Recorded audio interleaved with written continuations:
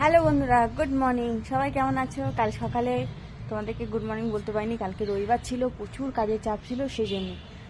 তো যাই হোক, এই হচ্ছে ব্যাপার। ছাদে এসছি কিন্তু প্রচণ্ড মেঘলা করেছে, আজকে রোদ নেই আর গরমটাও বেশ কম। তো যাই হোক, আমি এখন ছাদে কাপড় জামা মেলিনি, এখনও মেলবো। তো একটু ছাদটা ঘুরিনি, কেন রোদ থাকলে না ভীষণ গরম আর ঘোরা যায় না।